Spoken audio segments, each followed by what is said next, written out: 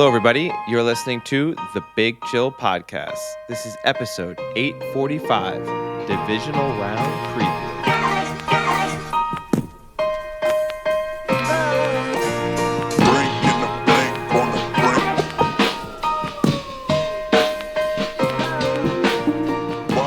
Hello, Big Chillians, and welcome back to the Big Chill Podcast. I'm Frank, joined as always with Eddie. Eddie, how's it going?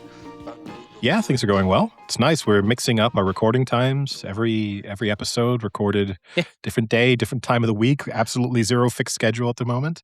It's Keeping it wonderful. fresh. Yeah, it is. Keeping me on my toes, keeping my calendar updated and busy. So it's good. Yeah, it's not bad. I mean, we had to do today because tomorrow starts my professional pickleball journey. Okay. First tournament. I have some questions. So Okay. Saturday is the singles, and then Sunday is our mixed doubles. So I wasn't going to do singles, but my partner, she is doing singles, and I didn't want her to kind of just like be there all day alone on Saturday as well. So I was like, fuck it, I'll just do it as well. Like whatever. It's a good warm up, if anything, for Sunday. I have like no idea what to expect because like I've never even played a tennis match. So I don't know, like, because I was asking yourself, like, who serves first? Like, how do you decide that in a tournament? So, I mean, in tennis, it's things like it's that. spinning the racket, right? Which I presume you're doing in pickleball. I don't know. Like, I have no, like, maybe. I don't know. I would guess that's like pretty much every racket sport. You would do some kind of spinning the racket. Yeah.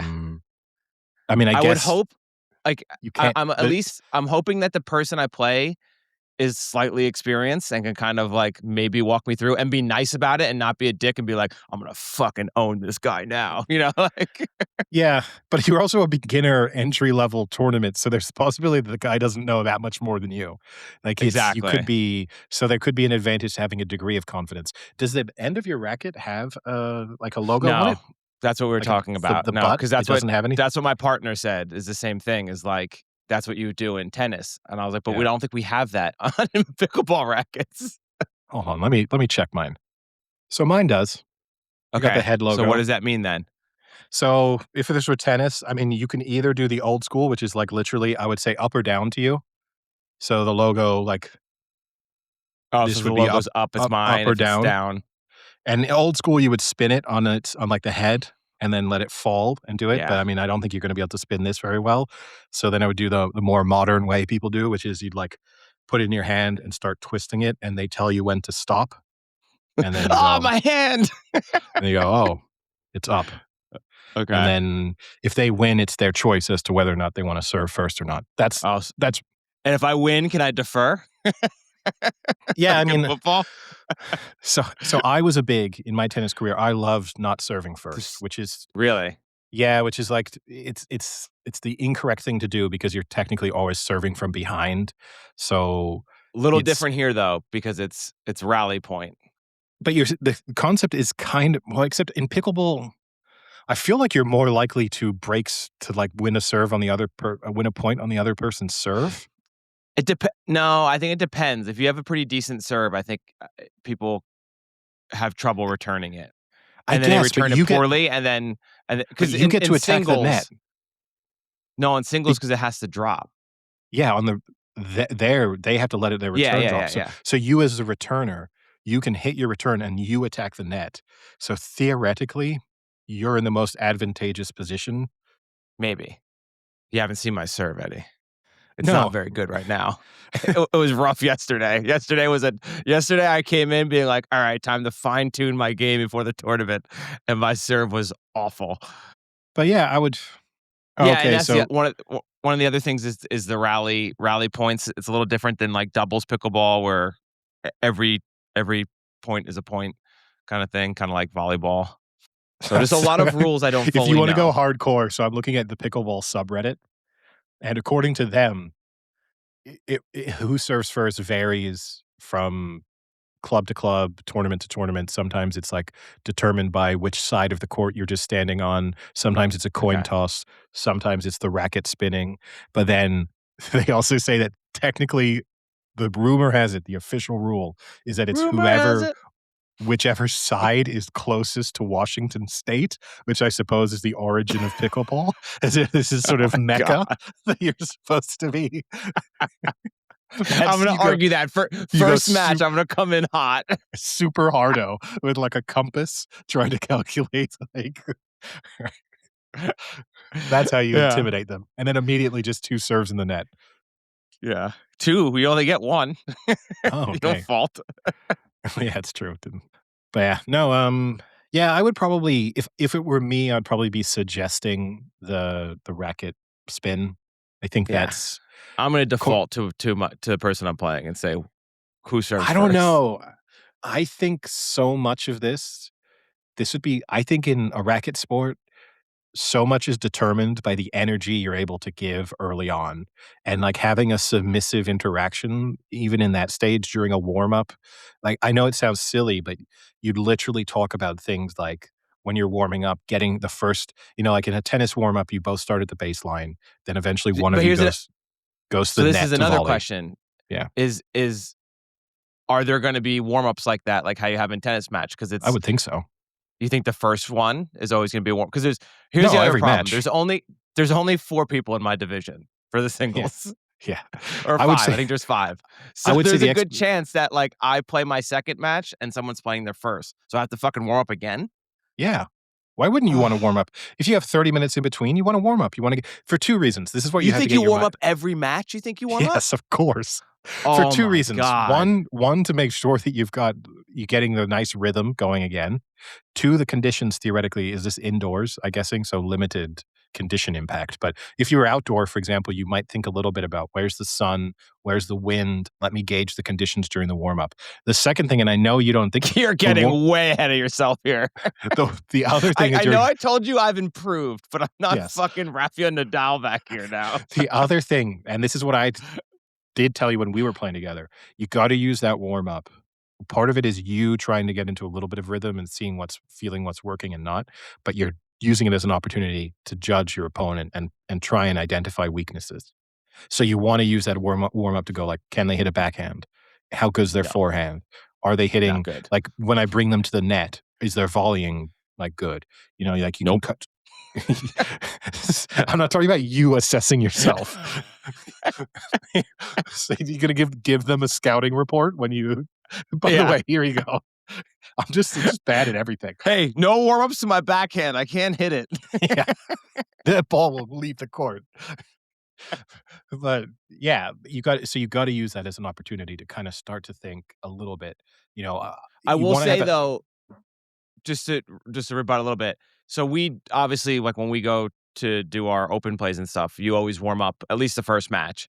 It isn't as detailed of a warm up as tennis. Like you kind of just play at the net a little bit and dink back and forth on the yeah, net, and then you kind of move back a little and just hit like slightly harder dinks, but you don't ever go to baseline and hit baseline to baseline. okay. So That's fair I enough, don't know but if that's going to happen in a pickleball tournament. I think it probably We're gonna find out a lot depending on the tomorrow. level, it probably would, and again, you would be able to dictate that too, because you could say, "I wanna warm up my serve," for example. Like, I want a couple serves before I mean, I wouldn't wanna hit a serve. I wouldn't want the first serve I Oof. hit to be one that matters. Nope. So again, that's an opportunity for you to, like, see how the other person serves. Do they have variations that they're showing during the warm-ups? That's that kind of and maybe the tournament that would be a question I ask if I was starting the tournament is how long is Like I'm warm-up signing time? up.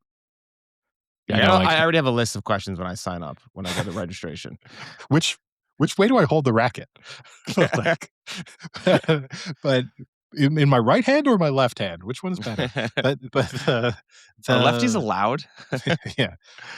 But yeah, I would ask them like, what's the warm up time before? And they'll probably tell you it's 3 minutes or 4 minutes or something like that. And then in your mind, you think like, okay, if it's 4 minutes, then I would want to do 2 minutes at the net, 1 minute maybe of like something approaching the baseline, and 1 minute of serves, and we do it that way. But yeah, and I'm There sure is it's like 3 pickleball listeners right now just being like, "That's not how it works in probably pickleball." that's probably Screaming at 100%. us. I'm very much approaching this from a tennis, but in tennis, there's Yeah. so much that goes into there. You start from the baseline, both of you. The question is always going to be, who goes into the net first. It's a little bit of a statement of dominance if you Oh, approach the net first, especially if you're a good volleyer. So you get into the net and then you kind of assert yourself with like, look, I'm super comfortable at the net. Give me a couple overheads. I'll do a couple smashes. Then so you kind of dominance get. is it? Should I just like whip it out in warm-ups? I Just I is that think is that what you're saying? It's got to be as dominant as possible.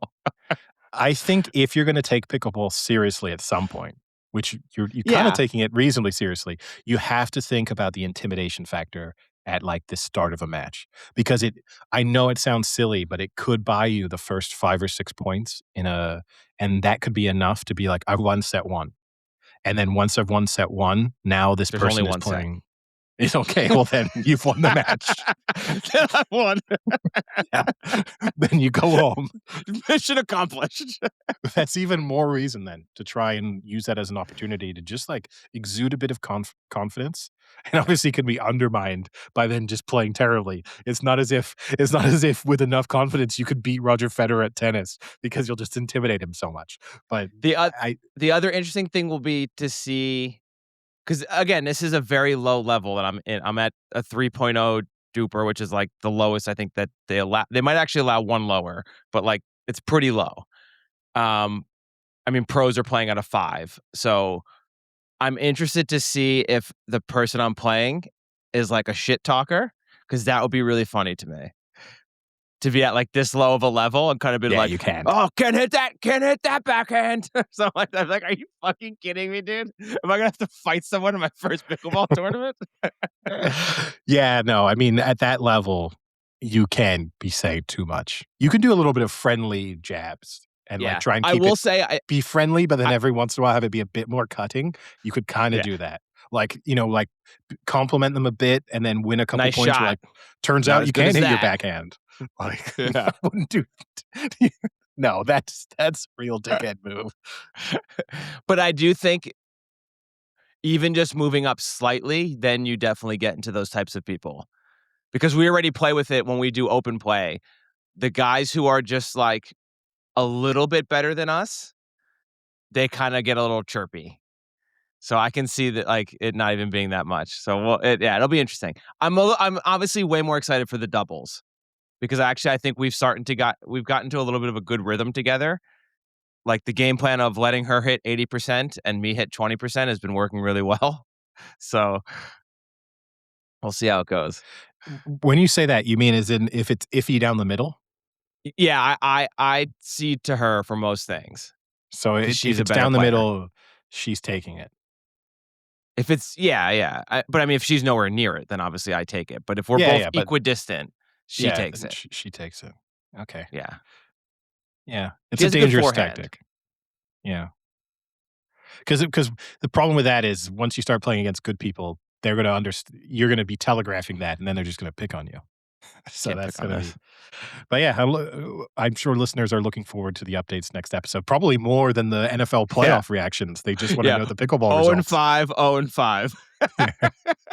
But yeah, and I just this week renewed my tennis, pickleball, and paddle license. It's all bundled into one here, but you have to have a license in order to be able to play. So I got that renewed too to start my real return.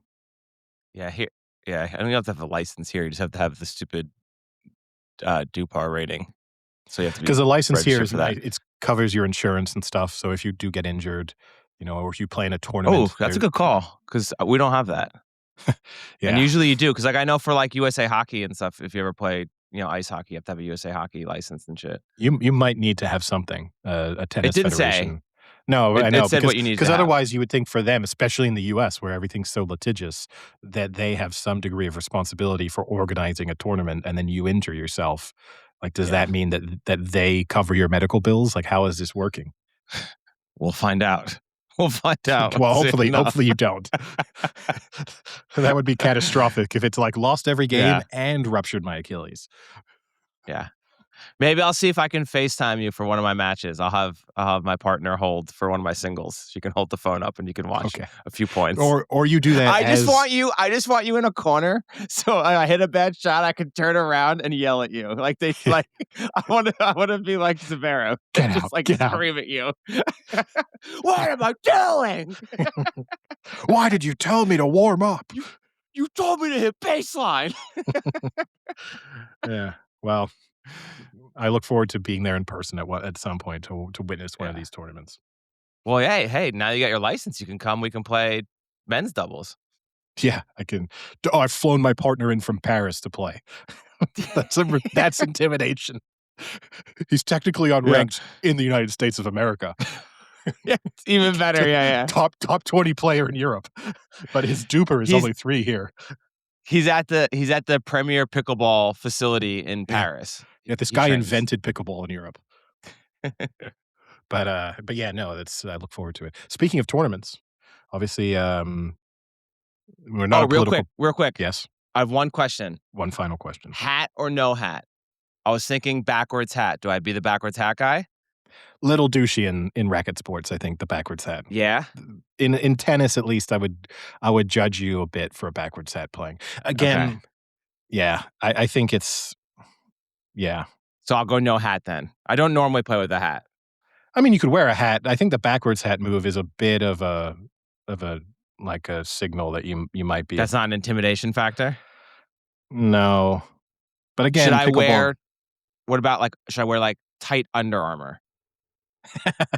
Yes, only All like a spandex. compression vest and leggings. Just Yeah, that. a onesie, a spandex onesie, And like one a of those singlet. and one of those compression caps too. I'm gonna wear a Team USA track singlet. I have one. And wear one of those Lamar Jackson, uh, Yeah. whatever those Oh, things are. it's cold out. Yeah. All right. Moving on though. Obviously, speaking of tournaments, we are rapidly approaching the World Cup. We're not a political podcast, so there's lots of topics associated with the World Cup that I don't think we will touch on. But I do think serious questions, given a lot of things going on in the United States, have to surround whether or not the U.S. is actually fit to host the World Cup right now. In no part down to the fact that now 15 of the nations who will be playing in the World Cup, their fans will not be able to attend. So if you are from Brazil, Morocco, Haiti, Algeria, Cape Verde, Colombia, Cote d'Ivoire, Egypt, Ghana, Iran, Jordan, Senegal, Tunisia, Uruguay, or Uzbekistan, you will not be able to get a visa to attend. Yeah, I mean that's some of those countries. I would think there probably isn't much travel happening, and they aren't very high in the rankings that fans might think it's worth traveling. But there are a few countries in there that have obviously legitimately good teams, and that is unfortunate to potentially have your team, could win the World Cup and you're not, or make it through to the knockouts or far down the knockouts. I mean, the other issue is can. And this is not a slight to other countries. I think this is just in general. Will people even be able to afford going? I saw the tickets are somehow rising in price, even though they're not selling. They're getting it's more dynamic expensive. pricing. Yeah, it's crazy. Yeah. So it's like this one of the matches still had 30% of the tickets and are unfortunately the price has gone up now. It's like, wait, what? How's that work? Well, speaking of expensive prices, I don't know if you saw, obviously it's the college championship game, college football championship game on Monday. Parking, the official parking for the game. Where is it at? It's in I Miami. know I just saw this, but I forgot. Think, isn't it? It is in Miami, right? Yeah. Because I think that was the advantage, right? Yes. How much do you think parking costs? I'm gonna go. I know you're saying this, so I'm gonna go for crazy. Listeners, this is official parking. So not only you have to buy your ticket to park, but also everyone in your vehicle must have a ticket to the game in order for you to park there. So if you imagine, it would only make sense for you to use this parking if you're at least 2 people. Otherwise, if you're only one person, why are you driving a car and using an official parking lot? Just take an Uber or something at some point. But yeah, so go ahead. I know you're kind of talking this up, so I'm going to say $25,000. No, just kidding. No, I'm going to say, in all seriousness, $175. $750. That's crazy. Yeah, That's just to insane. park your car. It's That's insane to crazy. me. I don't understand why anyone would pay that. Like, I mean, regardless of maybe they're literally trying to deter people from driving. well, but you but you still probably have to be driven there. Like, the number of cars going there is probably gonna end up being the same because otherwise it's just Ubers. Like, it's Or not unless they have public transit. it's America. I doubt that's that. I mean, maybe. I actually I don't don't know, know. you came to Minneapolis and there was the tram went right there, Yeah, that's and that true. made it pretty easy, like, you could park 4 stops on a tram and just, take the tram in. I mean, That's a crazy amount of money, though. You might be able to get a ticket for cheaper, although it'll so be yeah, tough because it is in Miami because I'm assuming a lot of Miami people are gonna be going. yeah. So the Hard Rock Stadium is a 20-ish mile drive from downtown Miami, if that's where you were staying to visit. It's sort of halfway between Fort Lauderdale and downtown Miami. So not the most convenient. It's not like one of those towns where it's just I'm sure there's lots of hotels around there, so you could probably try and but it's So probably too late for that at this stage. so I was reading online because they were saying, will this be a big advantage? But the way that they give out the tickets, they actually give out a very large allotment to each university. And then they have like amount that they save and then they open to the public like once that's decided. And for the Peach Bowl, Indiana fans scooped up 90% of the tickets for the Peach Bowl. So most people are saying that this actually won't be that much of a home game for Miami and that it might actually be like literally neutral 50-50 because Indiana fans have just been psychotic in getting tickets and going to these games. And I mean, that would be crazy. I still think Miami's got to have some sort of a home field advantage. It's literally their home stadium, I think, isn't it? So that's got to at least be some sort of advantage. But it'll be interesting to see how many Indiana fans are actually there. I'm sure there'll be a lot. But to be 50-50, that would be pretty impressive. Yeah. I don't think it matters. I mean, it kind of just somewhat he used the words of Roy Keane not that long ago. Unless the fans are also playing, I don't know if there's gonna be that big of a much of a help in this instance, but So you think yeah, Michael Irvin could still play? I think he'd fail a drugs test. I think that's I think he might break the machine that does the analysis. I think it would just, like, fry as Well, they tried to process the well, results. he broke the Gatorade cooler. So Yeah. Yeah. Funnily enough, I think the guy with his eyes bulging out of his head, whipping his belt off and slapping Gatorade coolers, I think that guy might be under the influence of something more than just a passion for University of Miami football and another win. he looks like in those cartoons when Bugs Bunny's eyes bulge out and they're Yeah, all yeah. like When veined he up and stuff. That's yes. how he looks on the sidelines. Yeah. I mean, I'll give him credit. He's in very, very good shape for his age. Yeah. That is certainly true, but, I think some substances might be involved. So I guess So, we've kind of while I brought do this up, right? So yeah. should we just might as well just kind of discuss that before we discuss the NFL, go through the national championship game, which, as you alluded to, will be Indiana Hoosiers versus Miami Hurricanes. I thought you were going to jump in there. Okay. I don't know. I thought you were teeing us up. There is also the possibility here that we record another episode before this game is played. Like, I'm not ruling out the possibility that we're recording on Monday. We can obviously do our preview now anyway because it would give people a chance to Yeah. listen. But I think there is a very solid chance that we'll be kind of going back to some of these subjects on Monday as well. But yes, Indiana is an 8.5 point favorite for this game.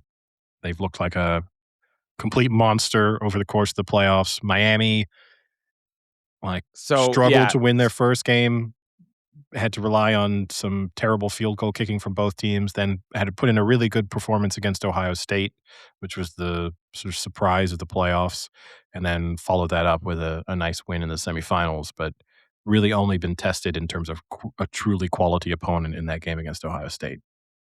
Yeah. So Indiana's kind of path to the postseason. They beat then number one Ohio State 13-10, the Big Ten championship, which people kind of thought maybe that was, maybe they're not as good as we thought they were, and then they followed that up with an absolute thromping of Alabama, 38-3, and then Oregon 56-22, which was, I think, even the most impressive of their wins, considering that they played Oregon earlier in the season, although it was in Oregon, and that was a much closer game. And this time, the difference looked like night and day. I mean, they just, blew away from them in the third and fourth quarter.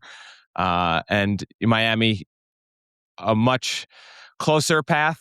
Texas A&M 10-3, 24-14 against Ohio State in the quarterfinals, and then beat Ole Miss 31-27.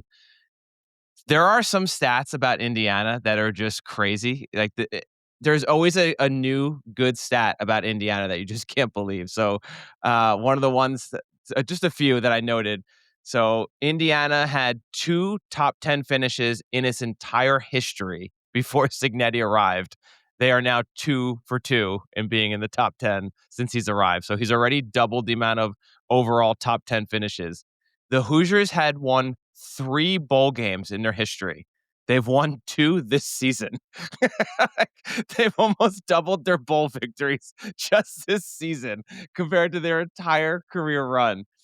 One of the other ones I thought that was pretty crazy, if I can find it, it's if they win, they'll be the first 16-0 college football team since, you want to take a guess, I'll give either the year or the team. Uh, well, wasn't there a team fairly recently who went undefeated, but who No, were not allowed into the not playoffs? 16-0. Not Okay. 16-0. I don't think I'll even be able to get this unless how recent are we talking? Or how old? No, old. I'm just gonna have to guess a big name, so I'll just do, like, Notre Dame in 1952. You're about 60 years off. 1894 Okay, Yale. okay. And let me read off a few teams they played. The Volunteer Athletic Association, the Crescent Athletic Club, and that one was founded by Yale alumni. So they were just playing old Yale players to get wins over nobodies. It's crazy. I mean, this flip in success for Indiana is insane to watch. And I'll just give a few. I mean, we can then kind of lead into the preview a little bit. I personally think Indiana just has way too much for Miami. Uh, Miami's D line is probably the best point of their team. They have a very stacked D line, many of which will be first, second round picks in the NFL. Indiana actually has one of the best offensive lines. However, this will be the best offensive line that Miami's faced all season, which is crazy. When you consider how much other talent Indiana has, you kind of overlook their offensive line. But their offensive line, I think, ranks in the top 10 in both, I want to say, like, rushing and sacks. So a very good offensive line. But the main thing is Mendoza, and his rise is very impressive. So I just want to read a few more stats. These Mendoza ones are pretty crazy. So I love QBR. I think it's obviously much better than just the quarterback rating that that's been used previously. 100 is the best, obviously, and it's super rare to get even close to that. He's had an 89.6 in 10 of his last 13 games, and overall, he's at a 90 QBR. His uh, first 2 college games, so he's played in 2 college playoff games this season. He has more touchdown passes than incompletions in those first 2 college playoff games. He has 8 touchdown passes to 5 interceptions. He's 31 for 36, 369 yards, and 8 touchdowns, and rushed for 86 yards.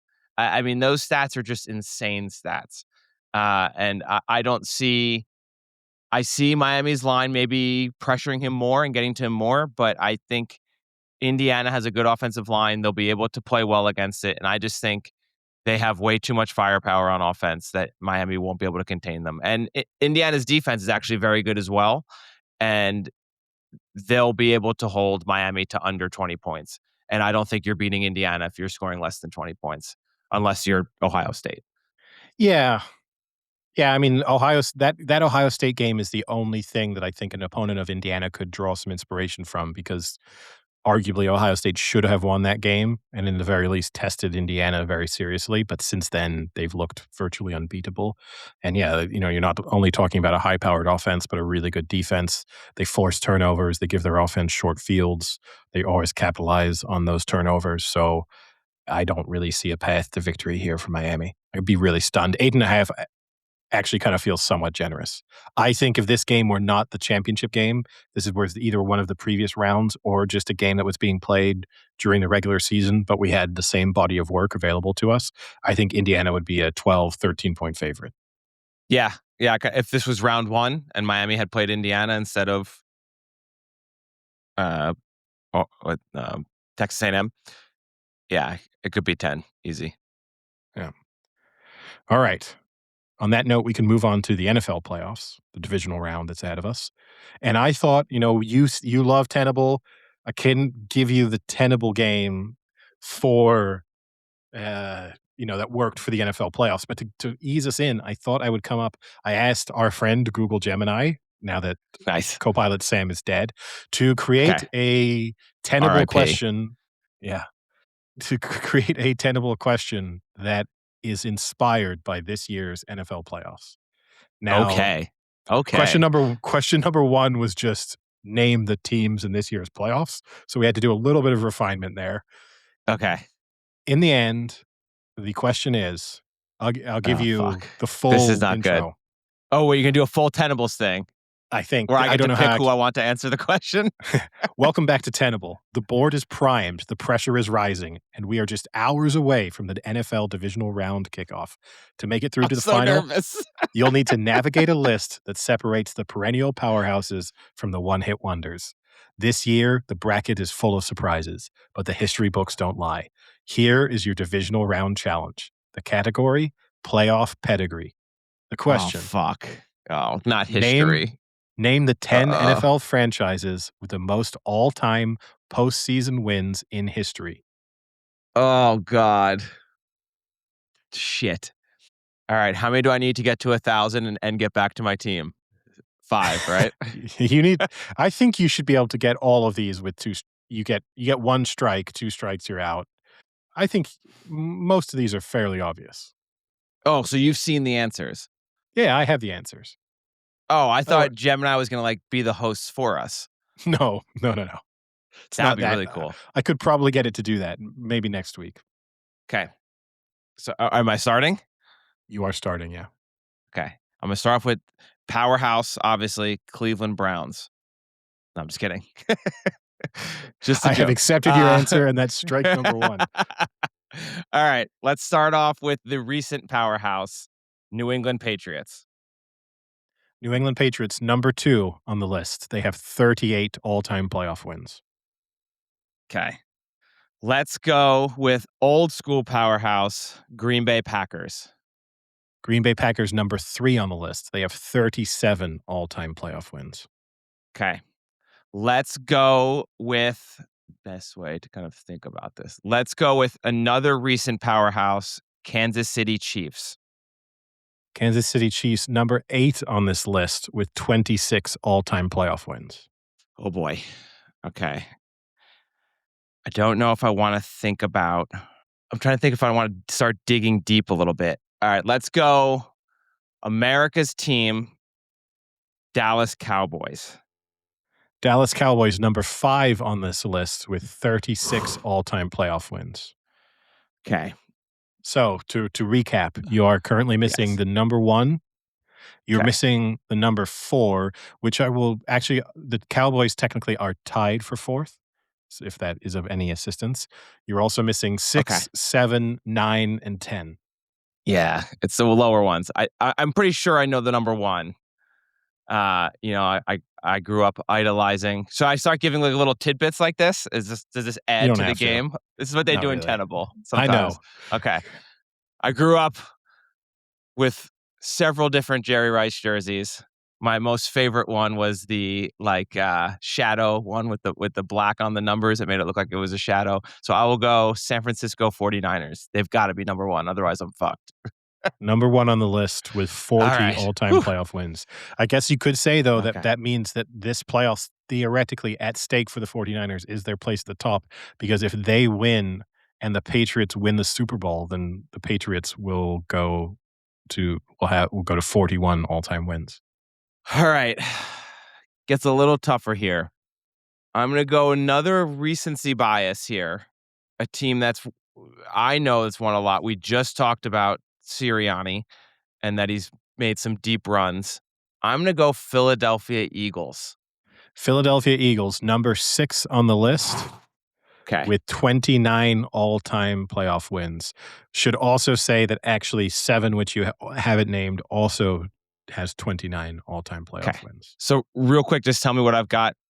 You have number 1, number 2, number 'Kay. 3, 'Kay. number 5, number 6, and number 8. Okay. All right.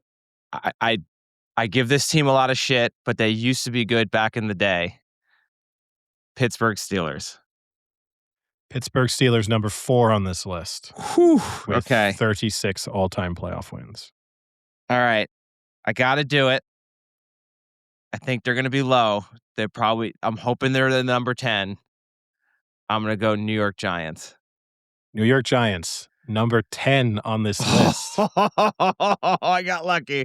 When the Giants are good, they're good. But when they're not, they don't win many meaningless playoff games. With 25 all-time playoff wins. Technically tied for 9th. Both 9th and 10th both have 25. That would be an interesting thing to see. Because, I mean, honestly, I bet you almost all of those, not all, like a good majority of times they've won the Super Bowl. Either they're in or they're not. You know, like they get to the playoffs and either they start winning and they make it or they just lose instantly. Okay. So to recap, you are now missing number 7 and number 9. Oh, wow. No strikes. No strikes. And to also, as a clue, number 9, same as the New York Giants with 25 all-time playoff wins, and number 7, same as the Philadelphia Eagles with 25 for with number 9 and 29 for number 7. Okay. Now, if a team is the same team but in a different city, does that count? I'll allow this as a clue. One of these teams has changed cities. I think I know what I know what it is. Okay, I'm gonna make my guess. That's what I was gonna guess. The Rams. The LA Rams, number 7 on the list with 29 all-time playoff wins. So you're only missing number 9. And how many wins is that? 25. Can you just recap who I've said real quick? Just give me San Francisco 49ers, number number 1. Okay. New England Patriots, number 2. Green Bay Packers, number 3. Pittsburgh Steelers, number 4. Dallas Cowboys, number 5. Philadelphia Eagles, number 6. LA Rams, number 7. Kansas City Chiefs, number 8. Unknown team, number 9. And New York Giants, number 10. Okay. I'm going to go with the team that made it many years but never won the Super Bowl. Buffalo Bills. The Buffalo Bills, not on the top 10 list. Not tenable. And Gemini predicted this. They said, "Did you fall into the Bills trap?" Really? Gemini? Yes. God. Shit. So I said I gotta hit it here. This is it. You gotta hit it. Trying to think of teams that have won, teams that were good. I am willing to give you a clue if you would like. I've got an idea of like a few teams. I'll give you a clue. It's not a huge one, but I'll give you a little hint if you'd like. Would you like a hint? Yeah. This team did not make the playoffs this season. Okay, so that rules out the Broncos because that was one of my thoughts. And the Bears. And the Bears. I didn't really think the Bears were going to be on there. The other one I'm thinking of is the Colts because of the Manning years. They have to kind of be close. All right, hold on. I'm going to really quickly, just in my head, run through every team in the NFL and think which ones it could be. Oh, no. Oh, shit. Okay. I'm not going to go Colts. I'm going to go. This is risky, but I feel it. I'm going to go the formerly known as the Washington Redskins. now known as the Washington Commanders in Chief. Is it Correct. tenable? It is Really? it is tenable. Washington Commanders, number 9. They One had thing those to years with what's his face, the head coach, where like they were always constantly like making the playoffs. one thing to note that the Las Vegas Raiders are technically tied for 10th with 25 wins, but they lose out on the tenable tiebreaker rule due to a lower overall postseason win percentage. Yeah. So when I walked through in my head, I thought maybe the Raiders because they had those years where they were decent, and then also the Colts, just the Manning years. They got to be close. The Colts have to be like 11th or 12th. They have to be right with the Bills. Yeah. I don't know. The bottom Couldn't tell gets you. tough. I think there's probably a lot of teams in the 15 to 20 all-time playoff wins. The Bills must be reasonably close because of making the Super Bowl, like that. And in recent years with Josh Allen, that's a few more. So the Bills must be approaching 20 playoff wins, if not have more. Oof. So there's probably quite a few, like right on the cusp there. Let's go. I'm pretty happy I got that. My first ever tenable. I got all 10. I've taken Yeah. home the prize. What do I win? The chance What to did I make your get? predictions for the divisional rounds of the NFL playoffs. Now, I'll tell you what would be tougher, doing it the other way. We RFK this shit, and we flipped a pyramid on its head. Yeah. That would be tough. Well, maybe next week. Speaking of the Commanders, they did release the images of what their new stadium will look like, and it does look pretty cool. I'll give them that. Yeah, it's floating. Do you see that? I didn't see I but was it does look cool. They've really tried to match the sort of DC architecture. It does look a bit like a monument. It also has a nice line of sight lining up with the Washington Monument plus the Capitol building. It looks very, very cool. Can you see the ballroom, the new ballroom from there? Maybe they'll use this as the ballroom. Maybe this is how it's gonna be spun. It's gonna be Sweet. repurposed. I like Commander that. Stadium slash presidential ballroom. It's, Straight they don't gold. 'cause Stadium's made of gold. if you think about it, it makes sense because they're probably not gonna host a lot of balls on the Sundays. So you're gonna be fine. There's not gonna be a lot of clashes, maybe the occasional primetime game that you have to reschedule around, but other than that, you're in the clear. Yeah, nice. I mean, we're also skipping, you know, huge news of John Harbaugh Well, finalizing no, his deal with the New York Giants. and Mike That's Tomlin bigger than the playoffs. resigning. We've And Mike recorded Tomlin back-to-back resigning. episodes where we speculated about the possibility of NFL head coaches leaving their jobs, and literally, I would say on both instances, 60 minutes after we recorded the 2 episodes ago, Harbaugh was fired, and then Yep. 60 minutes after we recorded the last episode, Tomlin resigned. So, hopefully, this episode will not be as quickly dated as those episodes were. Yeah. Are you happy as a Giants fan with your new head coach? Yeah, I mean, so I had a discussion about this with my parents the other day, last night. Out of the options, I think it's by far the safest option, and it has the highest potential to be a good decision. I don't know if you're going to get the great, like this. The ceiling isn't as high where you could get lucky and get the next Sean McVay, Ben Johnson, super young coach, who instantly turns around a team, could be an offensive genius. I mean, obviously, both those coaches are still young and a lot of their careers done, but, it's safe to say, at least in McVay's case, that he is now one of the premier coaches in the NFL and kind of very young, came out of, not being a head coach before ever. Hiring Harbaugh, you're not going to get that. You're not going to get that potential. But at the same time, I think consistency for the Giants will be very nice. And I think having, we've tried to do that. Not we. The Giants have tried to do that. Let's get the next great coach. And it's not fucking worked out at all the last like 4 times. So I think getting someone who is a very, very established, respected head coach will be a good, nice way to kind of calm the waters a little and maybe get some consistency there. And then who knows? I mean, maybe he can then have an offensive or defensive coordinator that is kind of under him. And when he wants to retire or move on, he'll have someone in the wings ready to take over the organization. But I do really like the pick. I think out of all the available coaches, he was the best one. Does it worry me slightly that when he had a two-time NFL MVP quarterback and potentially one of the best running backs in the history of the NFL, he couldn't win enough games to make the playoffs and he couldn't beat the Steelers in either of those games? Yeah, that worries me slightly. He will not have those weapons at New York. He'll have the Walmart Tesco version in Jackson Dart and Scattaboo. I think that's a good Walmart version of Derrick Henry and Lamar Jackson, but yeah, I still think overall it's a great choice.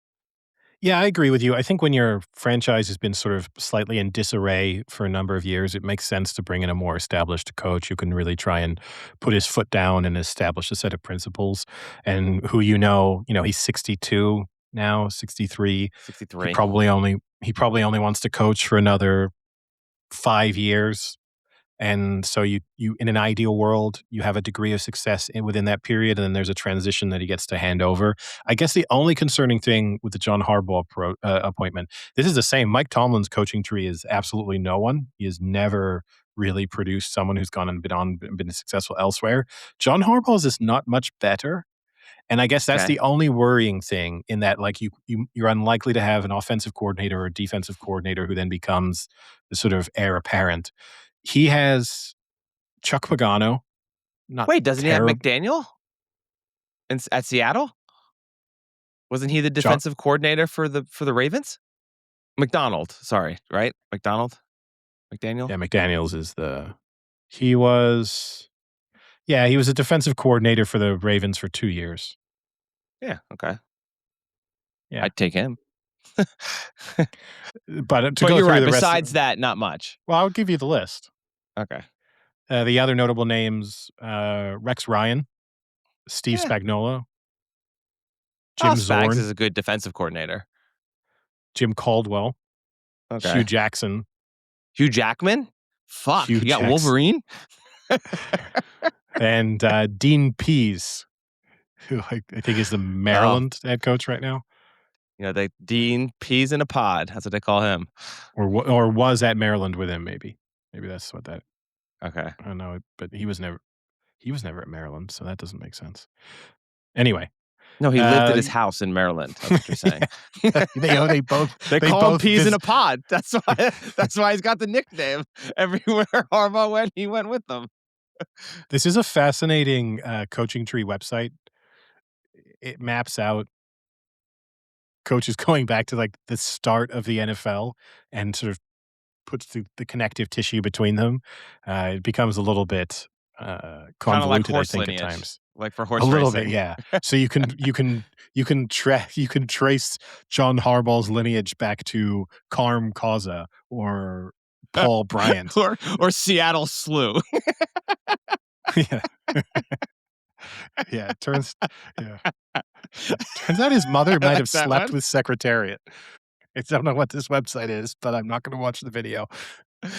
It just made more interesting by the fact his mother was actually a secretary. Yes. Yeah. Yeah. Because you can trace him back to Paul Brown, for example. It is Oh wow, possible through 6 degrees of separation to get to Paul Brown. Paul But by Brown. that logic, He was sired by Seattle Slew. That's what it was. So by he's that logic, I think every NFL head coach can probably be traced back to Paul Brown fairly easily. But yeah, yeah. that's pretty funny. Anyway, so yeah, Well, it that's the is like big the horse news. lineage. Like everyone can be traced back. Like I forget what the horse is. It might actually be I think Secretariat, it, I think it's right? Kevin Bacon. He has mildly horse-like features at times. or Uh, Ulysses or something like that. Whatever. But anyway, yeah. So I think it's a pretty good hire. I mean, best case scenario, it's kind of like Tom Coughlin. Older, established coach when he came into the Giants, had a good tenure there, won 2 Super Bowls. I mean, that'd be fantastic. yeah. No, I think the tough thing I would say is I get why he went there because you do have some of the things in place necessary to be reasonably competitive, but you're in a somewhat tough division in that no one in that division is bad. So you're always going to be fighting for divisional wins, which is not ideal. That you can't just sort of pencil in 2 or 3 wins a season. Like you could lose every game in the division next year without being terrible, theoretically. And the other thing is, it's like they do feel, I think, generously 3 seasons away from being realistic Super Bowl contenders. So when you are John Harbaugh and you are 63, you might have been I would have thought you might have been more tempted by a job where you felt like you were closer. And I mean, the thing is, if you really like Jackson Dart and you feel like he's the right quarterback, then that's gonna be the biggest thing, and a lot of the other coaching vacancies do not have, aside from maybe the Ravens, which obviously is not an option for him, have a quarterback in place that feels like they could win playoff games. Yeah. But yeah, And so far, that's the only coaching hire. Uh, yeah. you mentioned Tomlin also resigned, which I mean, I'm sure more details will come out about that. And you know, was it him? Was it a mutual kind of thing? Was it the nice way of the organization getting rid of him? I don't Oh, I know, think it was but him. I think so too. And I think personally, like there comes a point where I wouldn't want to take what he's taking. The fans I think are a little unruly there in calling him to be fired when again he had another 10-win season, took them to the playoffs again with a 4,700-year-old quarterback. I mean, I think Steelers fans are slightly delusional and when they look at their roster and how bad it is and what he's able to do with a terrible roster. So I think this could Yeah, be a be careful what you wish it's for the not a Steelers. terrible roster. It's not a It's good not roster. terrible. It's not. They're missing a quarterback, and they're missing one difference-making positional player on offense, and then Who's other their their running def back? I mean, they had good performances at the running back position. I mean, Do you besides need it? Metcalf, they don't really have receivers. Do you need an all-star running back? Like, haven't we No, seen but I over the mean, just last like few in terms of like years? talent, like No, just overall star playmakers. they need a quarterback and one sort of standout wide receiver. DK Metcalf is not bad. If DK Metcalf is your number 2 receiver, you're in a really good position. I mean, But even if he's your number one, you just need a number two, like a Tyler Lockett. Them together is good. uh, Was good. but yeah, I think I don't think they're that far away. It's just a quarterback question, which is a tough one. And now they're not in a position to draft well this year. So this is the perpetual problem they find themselves in, which is like if they could just have one top 5 pick, then they might be able to solve their problems in a single offseason. But they never have that. You have to assume Aaron Rodgers is now probably retiring. In the very least, I don't think he's hanging around. Like, I think Mike Tomlin played a big part in convincing Aaron Rodgers to go to Pittsburgh, and they seem to have quite a good work relationship. And the reports have come out that like Rodgers cried when Tomlin told him. Yeah. So that. Maybe he was just on ayahuasca smearing shit onto his face at that time. So who knows like what it was causing the tears. But and TJ Watt supposedly cried and apologized to Tomlin for his role that he may have played in Tomlin deciding to leave. But yeah, I don't think they're a million miles away. The fear, I guess, just to go back to the Harbaugh situation, the fear is he's obviously 10 years younger than Pete Carroll, but the fear a little bit is you get Pete Carroll, which is you go in and they tell you, don't worry, no pressure. It's kind of a rebuilding process. We're not even looking at the wins and losses. It's all about just like feeling like we're getting there. Year one, we're not even going to judge you. And then you're fired. And they're tempted by, whoever the next big thing is as a Yeah. 32-year-old coordinator somewhere who's making waves and everybody wants. Anyway, we can move on now, I suppose, to the actual games taking place To this the good weekend. teams. Yeah, to the teams that are still going for good games. I don't think there's a bad game in this lineup. I'd hope not. Well, There's only eight but teams left. I know, but sometimes you do get the team that sneaks in. It's only one playoff win, and if you'd Yeah. had a really bad matchup, which the closest we had to that is Texans Steelers probably, but you have a really bad matchup in the wild card round, you can have this team that sort of just found their way in, and Yeah. I legitimately at this stage give every team here a chance of winning the Super Bowl. Yeah. I mean, I think you could pick the away team to win every game and it wouldn't be a shock or it wouldn't be you could get pretty legitimate reasons for doing so.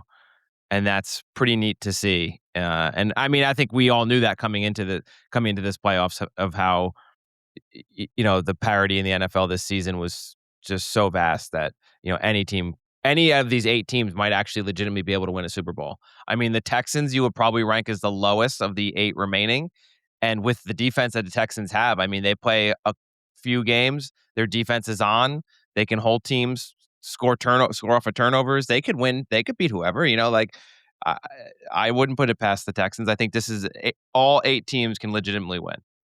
Yeah, I 100% agree. See that? I'm yes-ending you. I learned from the Thank you. last episode. But taking the feedback on board. So, Well, you didn't end uh me. And what? And and I you? do think the Texans will win. All right, moving on. Well, here, real So, quick, before we go one by one, yes, you can yes end a little bit. Do you think more away teams or more home teams will win this week? home teams. Okay, interesting. I think there's a chance Now I'm really interested to hear your picks. I think there's a chance Draw was an option. I think there's a chance that the home teams run the board. Okay.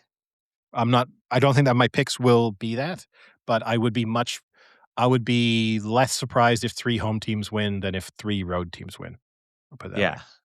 Yeah. So game number 1, Saturday afternoon, the Bills at the Broncos. The Broncos are 1.5 point favorites. Again, as I mentioned last week, we're not really a podcast that talks about fluctuating lines, but this one has changed several times over the course of the week. The Bills were favorites for a while, then the Broncos were favorites, and the Bills were favorites again briefly, and now it's probably settled in that the Wow. Broncos are going to be sort of 1 to 2 point favorites. You know, we are not a podcast that discusses the lines. I mean, well, obviously we do, make our picks based off the lines. I have to say one thing now that you brought this up that is really starting to anger me is everyone talking about poly market for every fucking thing that Oh, happens yeah. on Earth. It is getting very annoying.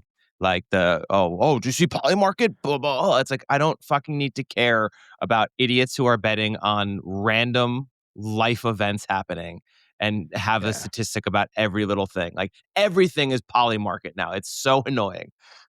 Yeah, it's insane to me. I mean, it's a completely unregulated market, right? And the fact that it's poly market is tied to the current administration because of Donald Jr.'s involvement makes it even more insane. But the fact that you can be betting on markets that are completely unregulated, that can be influenced by a person just doing or saying something is insane to me. Like the fact that I because people speak about it relentlessly on X, on Twitter. Oh, Uh, nonstop. there is someone who's betting every day at the moment that um, Caroline Levitt, the press Yeah. secretary, The will not. amount of times she talks, No, right? even crazier, that she won't say Merry Christmas in her. It's a little late now. That'd be Yeah, this is the really weird logic. now if she said it. But this is the logic. So it's this guy is betting like $50,000 to make $500 a day, and is just doing it day after day after day. All it takes is for her to see that and then realize, like, one of my friends, I mean, even she directly could place the bet. There's nothing theoretically stopping her. But if she wanted Yeah. to remove herself slightly from accusations of impropriety, she could, just get a friend to do it and say, I'm just going to say Merry Christmas.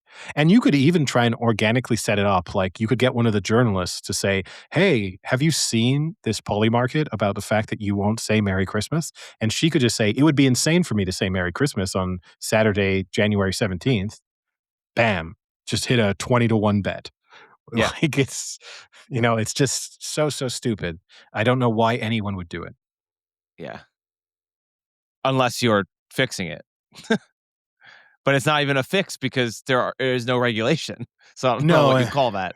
yeah, I mean, it's definitely insider trading. It's just not illegal, and 100% you read those articles, like, there's one account that's only been betting on sort of Israel to launch attacks on other countries, and they've got it right every time, and same, the people who were placing those bets on the attack on Venezuela in the sort of build up to it, and we're hitting sort of 50-1 bets hours before it happened. I mean, yeah, it shouldn't be allowed. Eh, No. and whether or not it's impossible to regulate properly, perhaps, if the websites themselves had any degree of integrity, they would say afterwards, "There's not a lot we can do to stop it. We discourage people from betting on those types of markets, but we allow our users to create them. However, once we see someone make a move like that, they are banned. We have removed their account." Now, you could just do that, and it could all be fake anyway because you could just allow them to create another account, but at least they get to Yeah. save face and make that statement. But they're not even doing that. They're just like, No. "Oh, well, good for that person." It's not their money.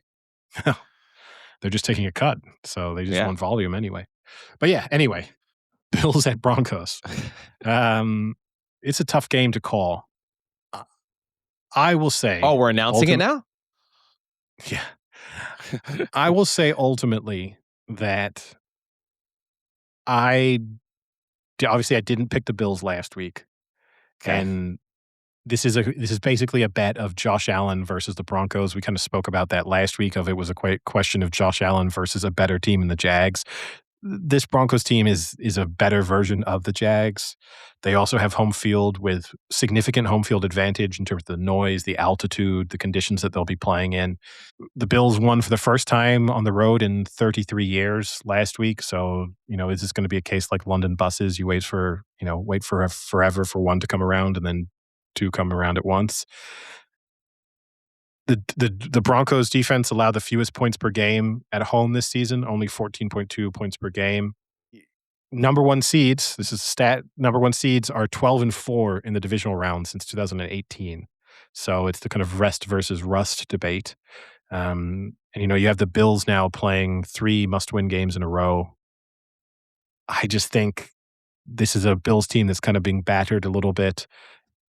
Josh Allen is everything for them. Josh Allen has accounted for 82% of the Bills' total yards this season. I mean, I would expect any quarterback to be pretty high on the list because they're obviously throwing the ball and getting credit for that, but that's still like a huge involvement in every play. So it is just a question of not And considering James Cook led the NFL in rushing. yes. So it's obviously you just got to contain Josh Allen and you win this game. And I think the Broncos defense is capable of doing that. I think they'll at least force turnovers at key moments in the game. And as much as I don't totally trust Bo Nix, and he has games where he has like 2 really bad quarters, sometimes even 3 really bad quarters, he also usually within those like figures out a good quarter. And this Bills defense is not that good. So that might be enough. Like 1 good quarter from Bo Nix plus just a good Broncos defensive performance. That might be like they're not going to win a shootout 35-30, but they could win this game 21-17 by just being like not making too many mistakes and their defense mostly playing good football.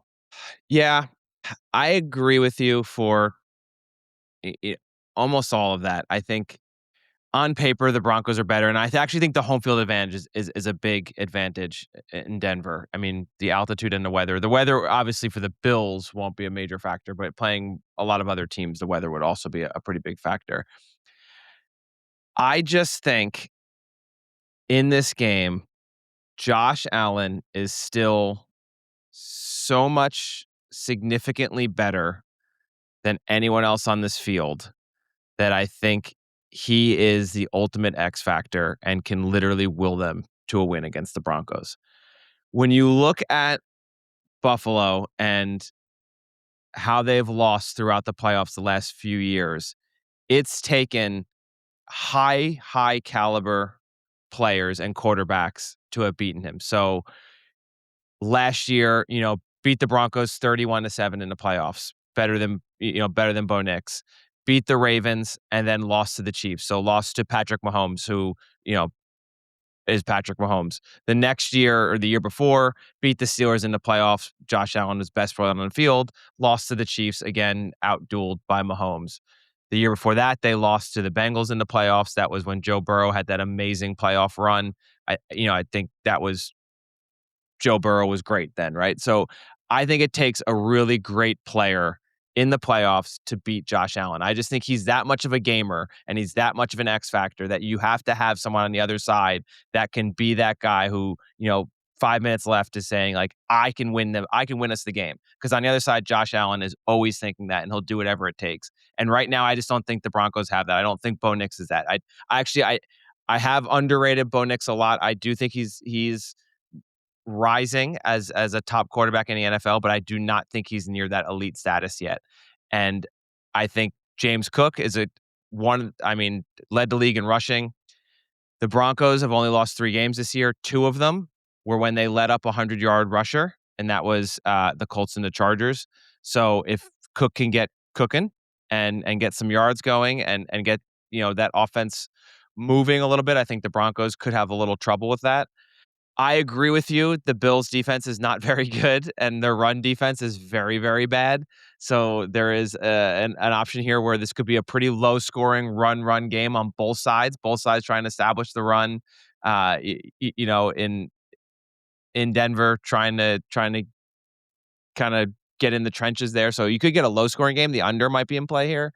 I know you hate over-unders, but for me, I just think I'm going to take the shot. And I know it's a little risky, but I'm going to take the shot that Josh Allen is just such a better playoff player than anyone else on this field, and he wills them to a win. That makes me even more confident that it's not happening. I'm somewhat relieved that that's the angle that you're going with. Because if you had also been of the I'm taking the team over the star, then it would have worried me. Now, Google Gemini, fully taking the reins from Copilot, I once again gave it the opportunity to pick its own theme. And having picked the movies of Quentin Tarantino last week, this week it has picked the cinematic world of Christopher Nolan. So I think let's go. This is why I love Gemini. This is why Sam sucks. It's also seemingly become sentient. It started to refer to things in the first person. So keep that in mind. It's preview for this game. The Bills have been surviving on pure grit, but Denver is a different machine. As Batman once said, it's not who I am underneath, but what I do that defines me. This game will define whether Josh Allen is a superstar or a legend, but I think the Denver pass rush keeps him in the shadows just long enough to advance. Okay. Give it credit, the superstar or a legend, it's a little NFL. Yeah. It's nice. God, where has Gemini been this whole season? And he really fucked us with Copilot. We thought real Sam was bad. Copilot, his AI version was even worse. Hey, it's impressive. Both the real version of him and the AI version of him managed to get kicked off the podcast. He might have a world record for that. All right, up next, we've got the 49ers at the Seahawks, and the Seahawks are 7-point favorites. This is obviously a rematch of the divisional deciding game that we saw 2 weeks ago, which the Seahawks won 13-3, although that was in San Francisco. This one's now in Seattle. Plus, you have Seattle with a week's rest. The 49ers coming off a tough game against the Eagles 6 days ago. And now the 49ers also missing George Kittle. So you would say he's not coming back. There's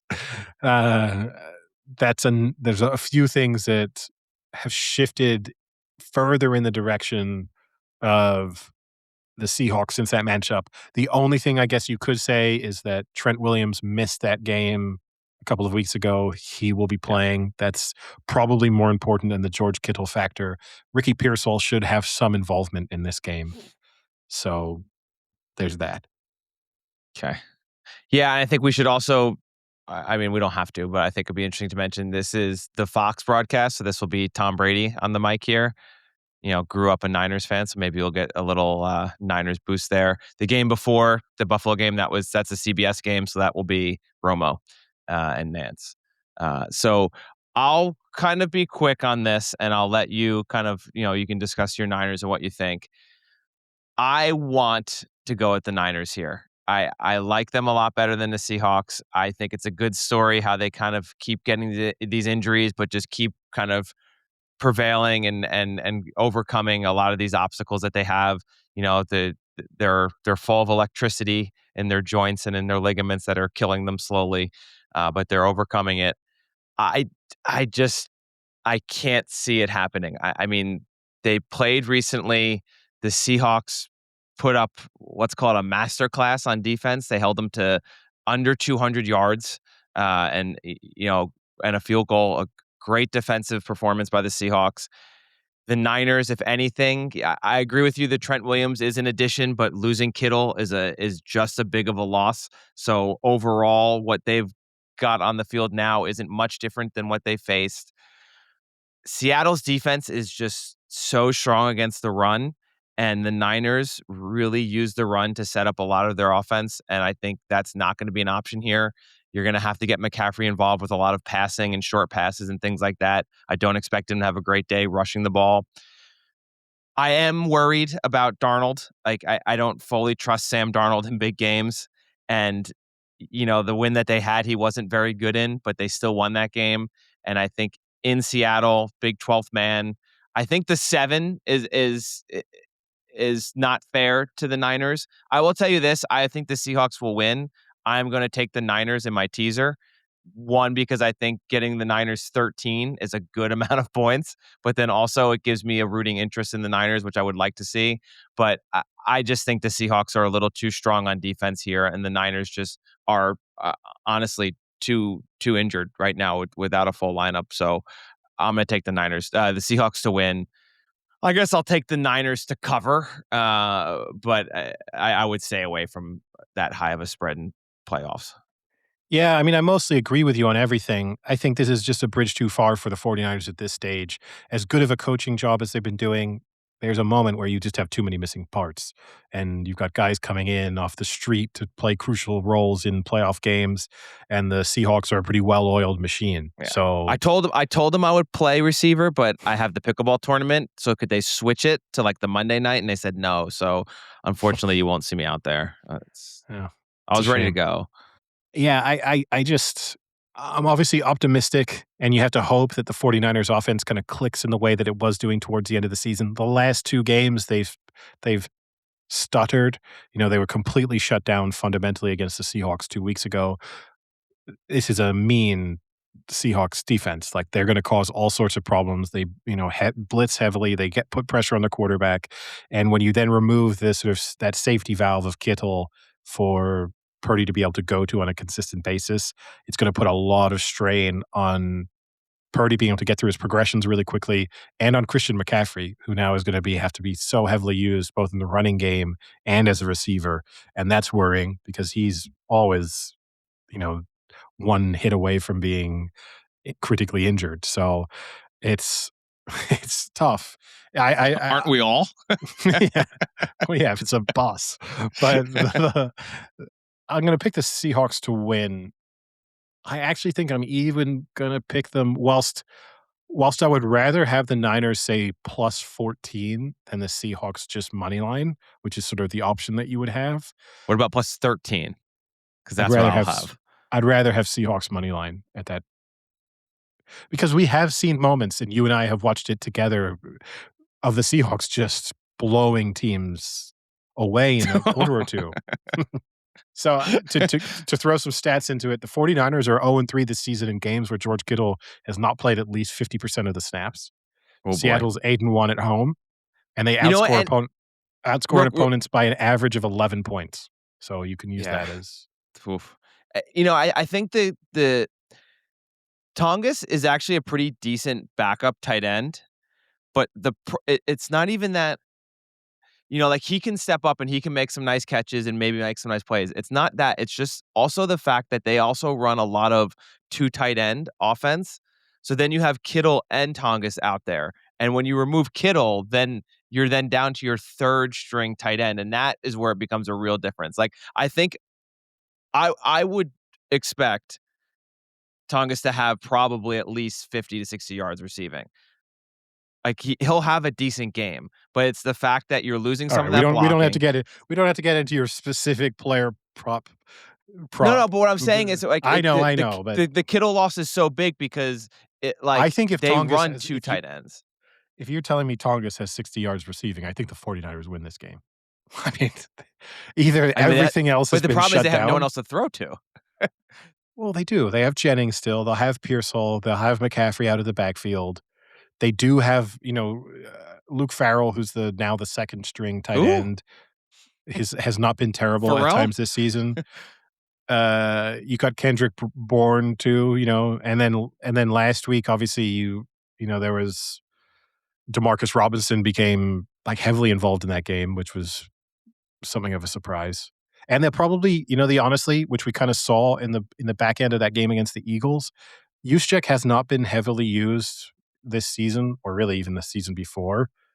But they'll just use Juszczyk more to kind of fill in some of the missing Kittle plays. That's the reality. And we Hey, sawer there was they pay him $25 million a year. He should be able to no, catch fucking 2 they passes. don't.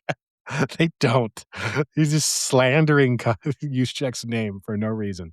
Anyway, so I will take this. I will take Seattle to win, and I'll take the -7, honestly. But that doesn't Wow. mean I will not be betting on this game, because there is no worse feeling than betting against your team and still wanting them to win, and then when they do win, have it somewhat lessened by the fact of like, "Oh, but I lost my bets." Like, and equally, I don't wanna even do the +14, and then they just get blown out, and then it's even worse. So this is just a complete stay away from me. So, keeping the Christopher Nolan theme going, Gemini chimes in with San Francisco fans. I know it feels grim without Kittle, but you remember the night is darkest just before the dawn. And I promise you, the dawn is coming. Unfortunately for the Niners, that dawn is probably next season. This Saturday, Seattle looks like the juggernaut we thought they were. So that has I forgot to say score prediction. First game score prediction, Broncos 23, Bills 20, so a thriller. This Okay. game, Seahawks 27, 49ers 17. Ooh, so not covering. What I don't get, what's the movie there? Or is it The or is mo he just acting like Christopher Nolan, like big budget, like blockbuster type things? um Or the is it m just Dark Knight again? So I think that was just a Dark Knight quote. So he this time, so Gemini has not chosen to have a different movie. It has themes. So the theme for the Broncos versus the Bills was the mountain heist. Um, Oh, that's Inception. Inception. And it Great has a little bit of fucking a preview scene. that I didn't read Amazing there. scene. The Bills, they now head into the thin air of Mile High to face a Broncos team that has been the inception Nice. of the AFC, layered, confusing, and impossible to break down. Denver's defense has spent the season making elite quarterbacks look like they're dreaming. How the fuck did you not read that? That's poetry. That's So amazing. okay. Well, this one, the theme for this one is the Dark Night in the Pacific Northwest. And That's very specific. and the extra preview that I didn't read is this is the rubber match. These two split the regular season, but the 49ers enter Lumen Field wounded. Losing George Kittle to an Achilles injury last week is a ticking clock scenario for Brock Purdy.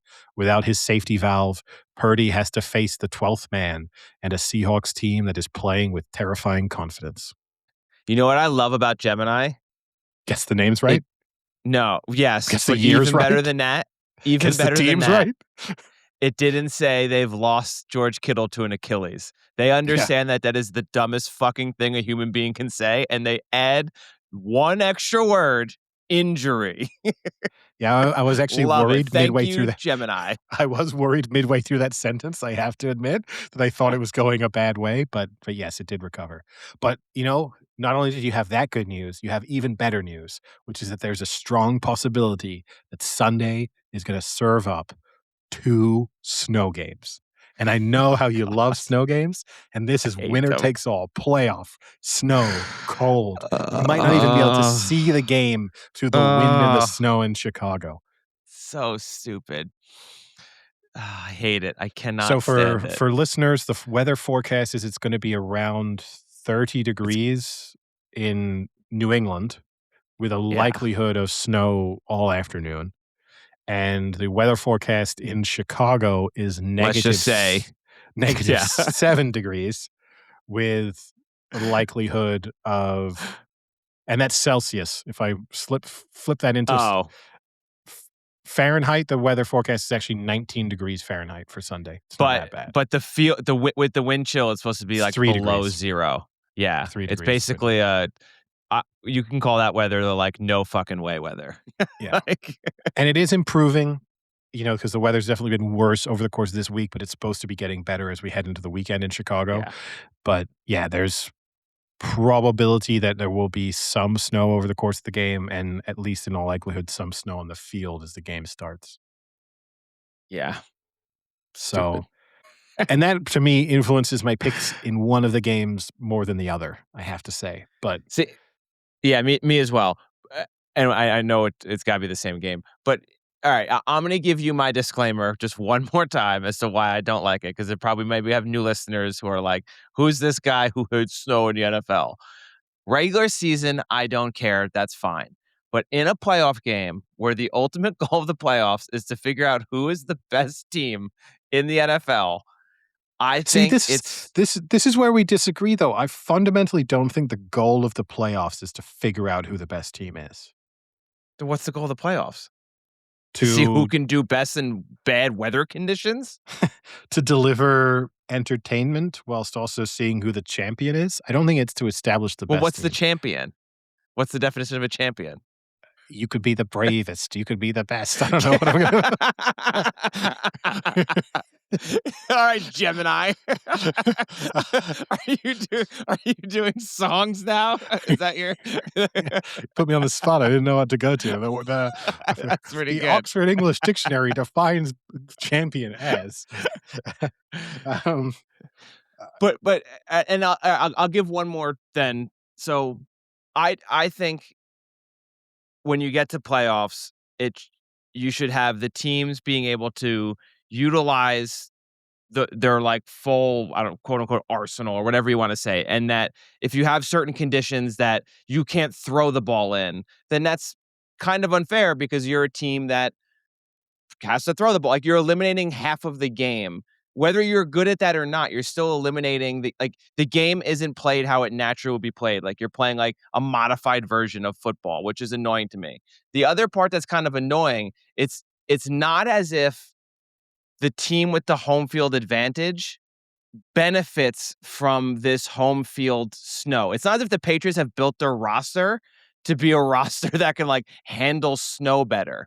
So, and if that were the case, then maybe I'd actually feel a little better about it because then it's like, well, they played well in the regular season. They deserve to be the home team. So now they're playing in their home conditions, which they have an advantage for.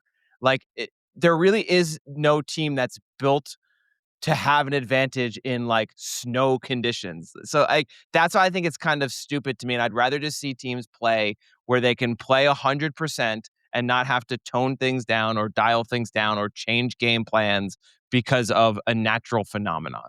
That's my gripe. I know it looks cool. Now, yes, end me. so I'm going to yes and part of it, which is I do think what gets overstated is the advantage of the home team, as if playing for the Chicago Bears means that you're not born and bred in Illinois and didn't grow up in sort of tough, windy conditions and you're used to it. You may have be from Florida, went to school at Alabama, and now this is your second season playing at Chicago, and they probably train indoors, and now you have, one game where you're, finally getting the chance to, uh, play in these types of conditions. But you still can look at a team sometimes and feel like one is built more if they're run game heavy, if their defense is really good, if they're sort of just more physical. Um, but yeah, I'll agree. So I'll agree with you on that front. However, I just really enjoy snow games. Whilst it's a variable that can mean the quote unquote better team doesn't necessarily win, it's just a fun variable. It's just like it's to watch it. It means that every play is that little bit more exciting because it's unpredictable. So a standard run that would normally just end in like, 4-yard gain could have the running back just slip as he attempts to take the ball and it's a fumble, or as soon as he gets hit, it's a fumble, or equally a defender that's like well positioned to make a tackle slips or can adjust to a movement and you break a 50-yard run on what it would normally have been a 3-yard gain. So for me, I like it. I wouldn't even be opposed to a Super Bowl being played in snowy conditions. But, it is what it is. Um, all that being said, it does slightly A, influence which way I'm a leaning on Super these 2 Bowl in games. snowy conditions is crazy. Why? I want entertainment. It would probably ruin the halftime show, but I don't really care about that. But I just want entertainment.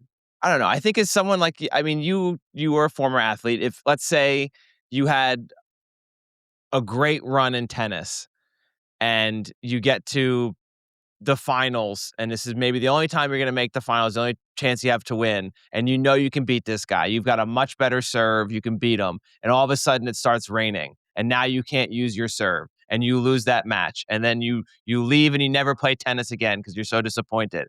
Like that sucks. Like you're better than that person, and you had What a weird the o- scenario. the only thing the So only thing that ruined are it. we saying if Drake May loses in the snow this weekend, he's just gonna call it quits? He He's might. he's He gonna go, might. "You know what? I think we were better than the Texans. I can't do this anymore. I'm retiring." What if he gets But hurt? You never know. Sometimes you well, only he could get get one hurt shot. anytime. One But shot, one opportunity. yeah, okay. I'm yes-ending you. Honestly, I loved playing in difficult conditions in all the sports I played in. So the example of me is not a good one because I loved it. You Again, I felt like I had the mental fortitude where I knew it was not gonna bother me. And so I felt like whenever there was disruption to a normal sort of way of an event being played, that it was probably advantage me because I felt confident that I could limit how much it impacted me. So there would have been no issue. If I had to play tennis in the snow, I would have been okay with Oh, it theoretically. can't wait to play pickleball in the snow against you. But Now, if it was tennis in the snow, would you wear a sleeveless shirt just to assert your dominance? snowshoes and a backwards hat, that's it. Nothing else. Because I'd also want to establish how well, classic NFL player move. That's what I Go was for the war asking. go for the warm up with no shirt on. Yep, Wear short sleeves for sure. super smart. Yeah. But yeah, no, yeah, I don't mind it. And so I'm kind of looking forward. I ultimately think I'm gonna end up being disappointed because it looks like the weather is trending in the good direction in both of these, so it'll probably just end up being kinda cold, but no actual Yeah, snow. So it's gonna that's the be worst. real fucking cold in See, Chicago. that to me is the worst part because that's not more fun to watch, but it does probably impact the quality of the game. So, like, that's not a fun variable for me as a viewer. But anyway, game 1. The Texans at the Patriots. The Patriots are 3-point favorites. I'm kinda surprised that this is only 3 points, I have to say. Like, Patriots have been good, particularly at home, and yeah, I yes, the Texans are on a 10-game winning streak. Uh, CJ Stroud hasn't thrown any interceptions during that, but this is probably the toughest defense that the Texans will have faced throughout that period. They have the Patriots lead the league in the 3 and out percentage, so 38% of the time during the regular season, the team that they were up against punted on their, without getting a first down. Um, yeah, I think the Patriots defense is slightly better than the Texans' good defense, and then equally, I think the Patriots offense is quite a bit better than this Texans offense. So I'm going to pick the Patriots to win and the Patriots to cover. You think the Patriots have a better defense than the Texans? Is that what you're saying? I think so. I think there's a Oh, little bit of. I think this Texans defense is kind of flattered to deceive slightly. okay. And when we've seen them really be tested by good offenses, I'm not sure they've passed those tests as much. Like, I'm not going to overreact to the fact that they forced, that they had 2 defensive touchdowns against the Steelers last week, and that, oh my God, how can they be handled? Yeah. Yeah, I mean, this is a game for me that obviously I would love to pick the Texans. I have not been super confident in the Patriots all season. I don't think I can do it though. I can't get myself to it. The Patriots average 8.6 air yards per passing attempt. Texans defense only allow 4.8. So there is that. The Texans defense is very good. Their secondary is very good.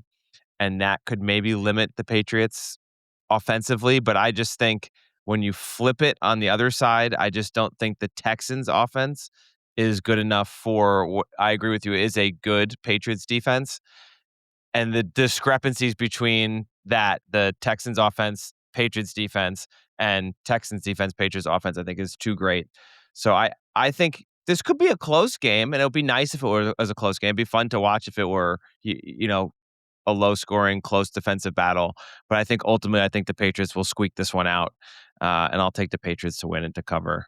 I've thought about if I tease this, do I tease it Patriots +3 or Texans +9? I don't know. But yeah, this is a tough game to predict. Honestly, I think the Patriots will win, but who knows? All Oh, right. also note real quick, Texans third straight time they've been in the divisional round, but they're 0-6 all time in the divisional, so they've never gotten past this round before. And this is ESPN, so this will be Herb Street, right? Yeah. All right. Gemini called this the established order versus chaos. Everyone is talking about the Patriots' defense after they held the Chargers to just 3 points last week. Drake May looks the heir apparent to the throne in Oh Foxborough. God. But standing in his way is CJ Stroud and a Texans team that hasn't lost a game since November. This is the Ew. immovable object versus the unstoppable force. Bill Belichick's ghost still haunts this stadium, and the New England See, defense. this is so good because fucking Sam would have been like, Bill Belichick's got a plan. All right, let me try and get through it without the. Sorry. Bill Belichick's ghost still haunts this stadium, and the New England defense is elite. But the Texans are here to introduce a little anarchy and upset the established order. When everything becomes chaos, give me CJ Stroud to find the open man. I'm taking the Texans in a shocker. Wow. Somehow that rambling of like a fake movie plot put into a NFL preview has made me confident in the Texans now. Texans 24, Patriots 21. No stats, no backing it. Just like a nice little like NFL movie trailer for this game. And I'm fucking amped now for the Texans. Oh Okay. man. All right. Moving on to the Rams at the Bears. The Rams are 3.5-point favorites, so they're the only road favorite. Again, the snow. Coming into this, it was like, I'm definitely picking the Rams. I think they're better. I think they got their scare last week, probably got that out of their system to a certain extent. So one of those where you can maybe argue that's good for them. They'll take each game more seriously. They'll really focus on the next step that's ahead of them. And then the weather just becomes a little bit of a factor. And whilst everything we've discussed is correct, it's not necessarily that the Bears are built to play in snow and the Rams aren't, but the Rams are definitely kind of built to play in indoor environments, and they're fast, and they're trying, I don't think Puka Nacua has probably played in a lot of snow games. I'm going to go out on a limb and say that one. Matthew Stafford's record in the snow is not very good.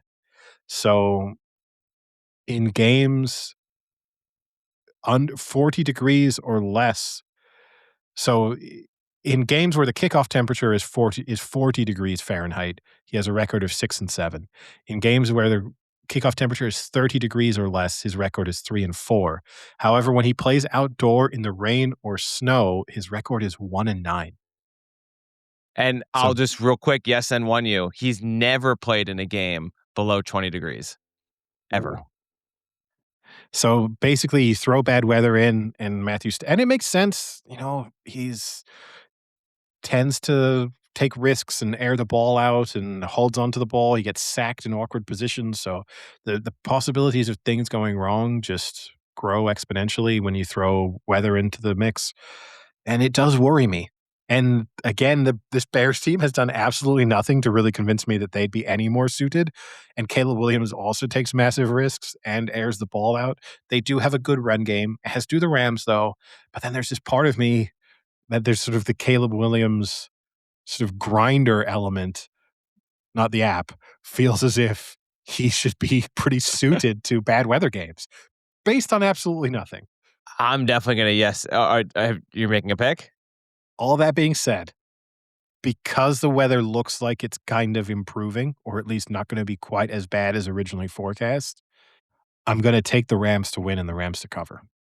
And I'm gonna do so on the basis that the Bears never play 4 perfect quarters, and one really bad quarter against the Rams could be game over because they can score fast.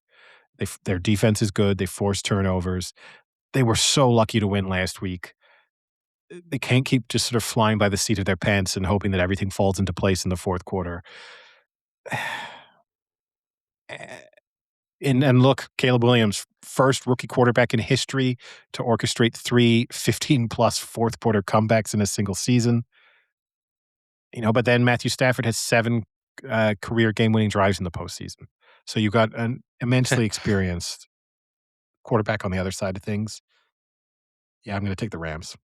Yeah, I was gonna yes end you. I really was. If you went for it, I was gonna go for it. I think I am almost 100% in agreement with everything. I want to take the Bears, and I want to take the Bears because I think the Rams will suffer in such cold weather.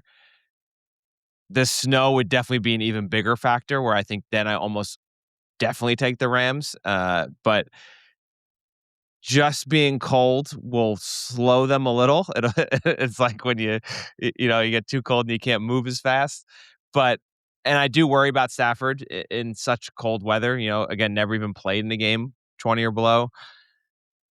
And I agree with you. I feel like Caleb Williams is a little bit of a grinder and will grind it out. But I think it won't be enough to slow down the Rams enough. And I think that ultimately they are just a little bit talent level better than the Bears are. I am really hoping that this is a close, fun game to finish off the weekend. And I really, really hope it is. And I would love to see if the Bears won. I think I'll probably take again the Bears +9 in the teaser just because I think that'll be more fun to root for than the Rams here. But I think the Rams have just a little too much talent. I'll take the Rams to win. Yeah, I mean, the one thing I will say, I don't do teasers. I do sometimes adjust the spreads. Given how these playoffs have played out and how close games have been, and also when you then throw in bad weather into the mix, everyone always talks about not crossing zero because it doesn't make sense from a betting perspective because you're buying points that have no impact. So for listeners, again, we're not a huge betting talk, but the idea is like when you move, when you either when you have a teaser or when you adjust the line, you're kind of buying those points back on the odds that you take. So if you take a team from 3-point underdogs to 3-point favorites, some of the points that you buy are them -1, them -0.5, them +0.5, them +1. You're kind of buying 4 half points that probably don't come into play. So it makes a lot more sense to push them the other way, where each one of those half points you buy is more likely to have an impact on the outcome. I think this season that makes more sense, or this postseason certainly makes more sense than any. Like Yeah. it makes more sense to kind of be like, I'd rather have the Bills +7.5, the Niners +13, the Texans +9, and the Bears +9.5. And I'll just hope that everything's within a touchdown and I win. Like that's it. It kind Eddie, of sounds too easy to be true. it's a great philosophy, Eddie, and it's the exact philosophy I went for. And you know what? I had a one loser in the fucking Chargers. Yeah. Well, I would have told you not to do it on that game had it been a week ago. But anyway, Gemini convinced you to change your mind last game. This time, the prediction, I'll give you the prediction last in case there's a little twist again. It's the veteran Matthew Stafford against the phenom Caleb Williams. Last week, the theme, sorry, is the hero's journey. It's the veteran Matthew Stafford against the phenom Caleb Williams. Last week, Caleb Williams played like he was in Interstellar, bending time and Nice. space with 184 yards in the fourth quarter alone to beat Green Bay. But the Rams are a team that knows how to finish a movie. Stafford and Puka Nacua are the most dangerous duo left in the bracket. Chicago is the best story in football right now, but playing the Rams is a different beast. To the Bears fans who are falling in love with this run, just remember, you either die a hero or you live long enough to see yourself become the villain. Caleb is the hero today, but Stafford is the guy who knows how to ruin the ending. Rams win a shootout 34-28. I'm almost speechless in how people can even think about going to Microsoft Copilot. Do you know I was reading the news though, Microsoft has removed the policy that required Microsoft employees to use Copilot. I wonder why. I They mean, listen to the it podcast. is astounding for The difference anyone is to be phenomenal. like, if I'm gonna use AI, I'm gonna use Microsoft Copilot over Google Gemini. This is crazy. Wild. So good. I was almost in tears when you read that. Actually, it's not bad. Beautiful. It's It does beautiful. make it is a little NFL filmsy Yeah. in the way that it does it. It also does feel like you could be a head coach and maybe get your game speech from this. And, like, you'd have a chance. As you're reading Google Gemini, I can literally picture the, like, 90-second trailer, like, on the backdrop of what you're reading with, like, Matthew Stafford coming out of the tunnel, and, like, Caleb Williams, like, showing one of his good plays, evading the run, the Bears fans screaming, like, you can literally picture that 90-second trailer that they would play before the start of the game, and that's, like, what's being read in, like, an NFL film style. Yeah, although I'm disappointed in Gemini because then it suggests, like next steps that you could take, which it said, "Would you like me to generate an AI image of these two superstar quarterbacks, Caleb Williams and Matthew Stafford, facing off in a cinematic Nolan-esque movie poster?" And I said, "Yes, generate that image." And I it said, said "No, no." I said, "Yes, just send me the print. I'll pay you whatever." and it said, "I can help with images of people, but I can't depict some public figures." So it's Ah, like, it was your idea. However, Gemini. it did come up with an image. Hold on, let's see. I'll give it time to I ask it to do all 4 playoff games, and let's see. Now, are you using the basic Gemini or the advanced Gemini? This is just basic. I do Okay, because have a I paid have the advanced I have the paid one. account, but then that would Yeah, mean I would have to do it through my work, and through I th university, I I get the th paid I one as think well. people could look at all my searches. Uh-oh, really? I think possibly at least an administrator, I think, could look at all your searches. H now, quick question. Are they considered an entity or human being? Because the way I treat Gemini at times might be an HR issue. Well, man, it might have delivered on this. Are you gonna share? Yeah, well, it made one poster for just the Bears-Rams game, It looks and beautiful. then it doesn't look bad. Like, certainly if I was running, like, social media for a bar, this is getting thrown up easily, and then I asked it to do the same for the other 3 playoff games, but it made that a single poster with, like, a segment. So, now I'm asking it just to be fair to all of the games. Oh, okay, here we go. Here we go. Wow, look how excited you are. It's not bad. Okay. I'm a major AI skeptic, but this is not bad. Oh, so it's doing all 4 Yeah, we'll put this on our at social media. once. But yeah, Okay. it's doing all Can 4. It's you like, zoom in for me somehow? Here, I can't I don't think I can. Not now you're zooming out. yeah, but that's supposed to be zooming in. It's going look, it's plus 300%. It just looks smaller. Okay. Zoom out, maybe that'll zoom in. No, now it starts So, zooming out. It won't let me go. okay, so anyway, that's fine. So, yeah, so it's depicting the mountain heist one is Josh Allen climbing and Bo Nix on the top. It's the worst. That's the worst one. It's just sort of like photoshopped Josh Allen looking up a mountain and Bo Nix standing on top of a mountain, but Yeah. as if each one of them is about 150 feet tall. The Dark Knight in the Pacific Northwest is not bad. That one's pretty good. Order versus Chaos is the May versus Stroud. That's pretty cool. The Hero's Journey, that looks like a Marvel one. That they got a little It too does. Marvel-y there. That So looks like it's like okay, go ahead. originally it did this one, which is Oh, very, that is good. I yeah. like that one. Yeah, that's a good one. Behind the clock. Damn, Google Gemini. Now, I mean, I think this should be easy, right? Can we just get sponsored by Google? Easy. Okay, good. You've got a close high school friend who works at Google, just I do, ask him. I do, and he's in, I think, marketing and advertising. Yeah, just ask him.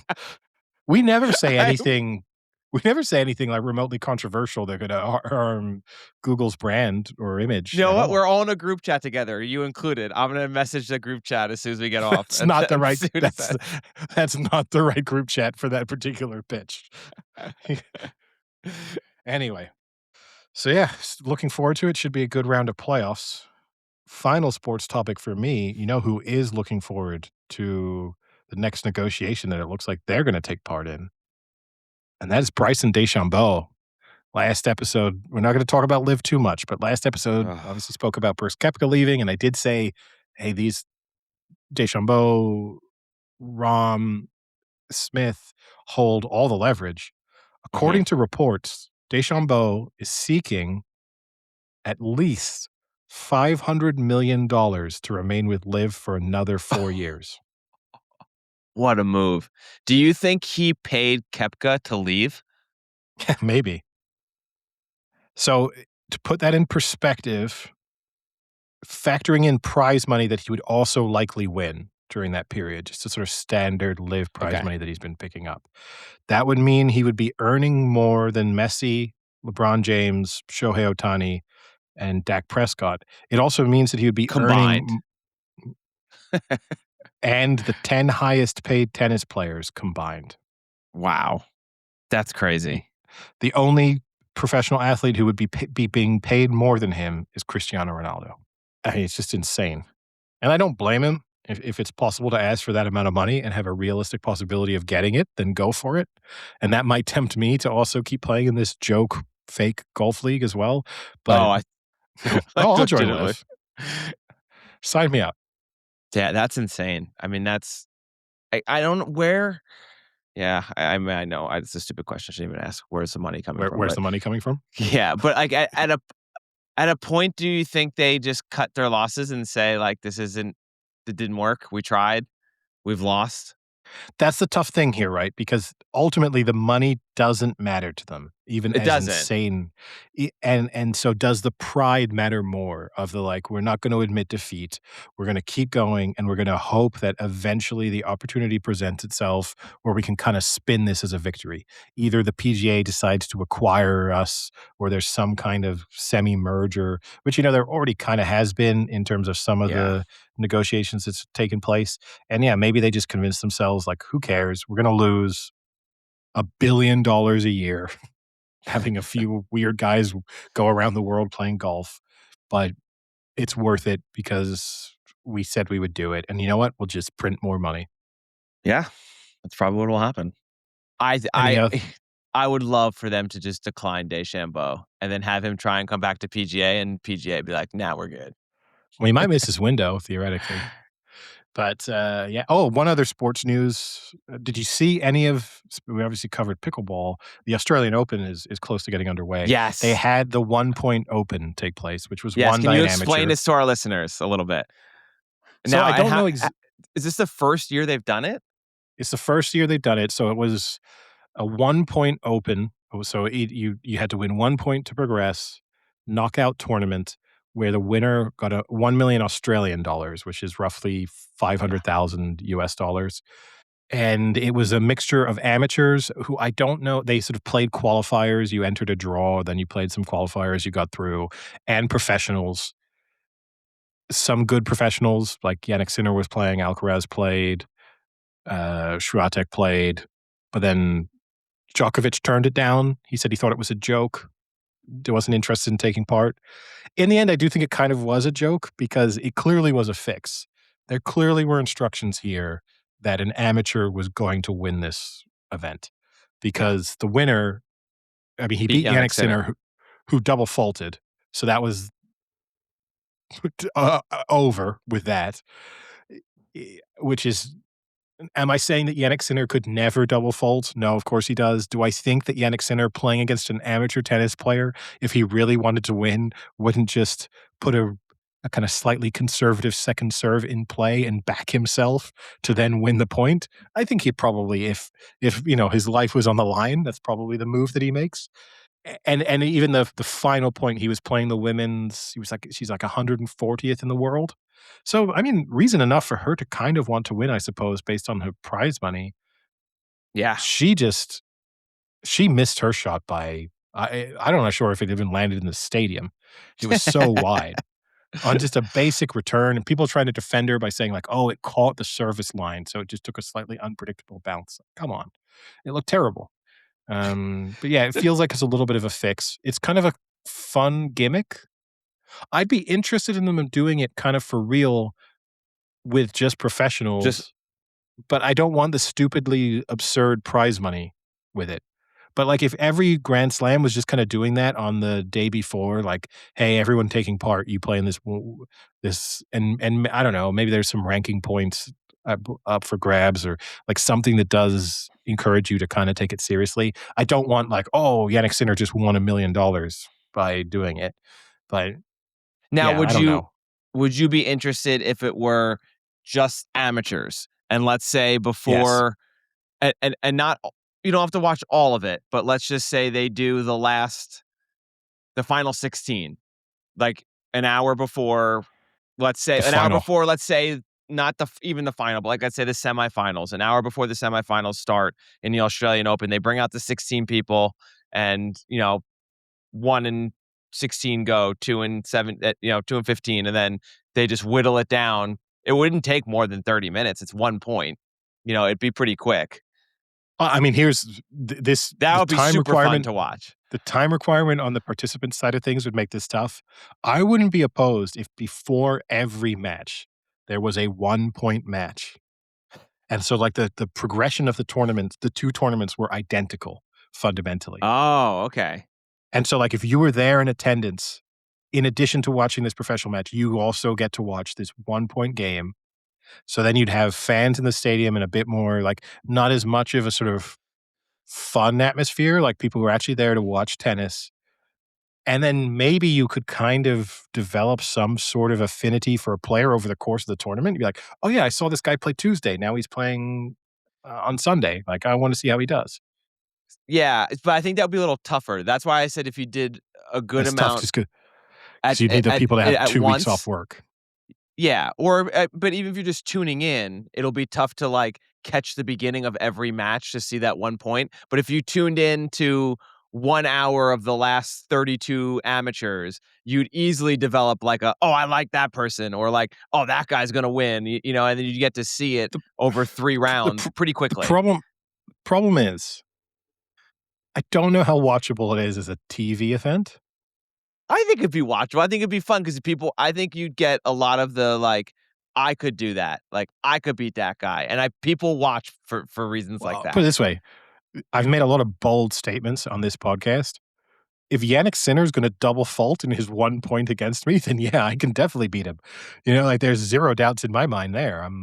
So so I think that that's the tough bit is it's a fun concept, and I applaud, Tennis Australia or whatever they're called for attempting to do something to mix it up and generate a little bit of interest and, you know, it's kind of fun, but I don't know. I think if you're gonna mix professionals and amateurs, I don't know how you do it that's still, like, competitive but interesting. I don't but yeah, I mean, it's at least something. I just as a one-off, I just don't know. I feel like without changing how this one was formatted, I don't think it's that interesting again next year, Well, we'll honestly. see. I mean, now there'll be a lot more publicity for it, I think so there was a lot in Australia, though, you because think? you had because you did realistically have the chance of taking part.